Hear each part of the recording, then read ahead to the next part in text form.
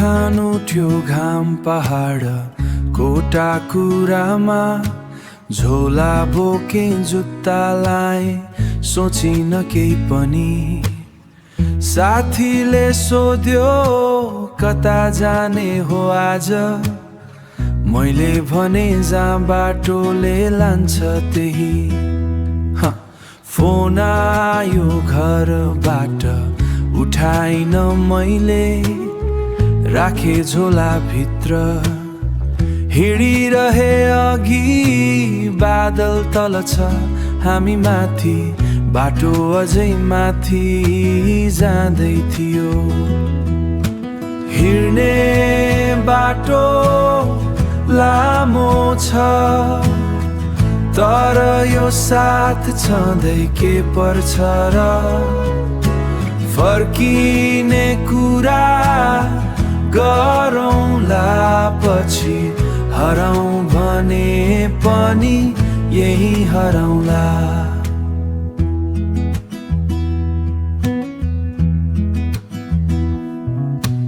रितेशले photo खिच्छ हरेक ढुङ्गाको भन्छ यो क्षण फर्केर आउँदैन मैले हाँसे तर मनमा राखे त्यो कुरा यस्तो हावा फेरि कहाँ भेटिन्छ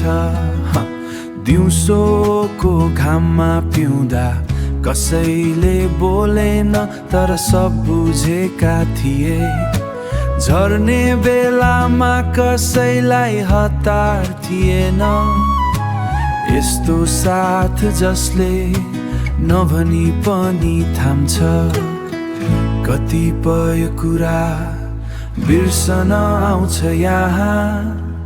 कतिपय मान्छे सम्झिन्छ यहाँ घर होइन यो तर घर जस्तो लाग्छ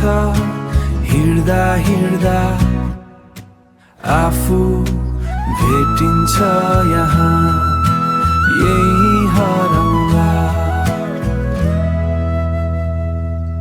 यही भेट्यौँला।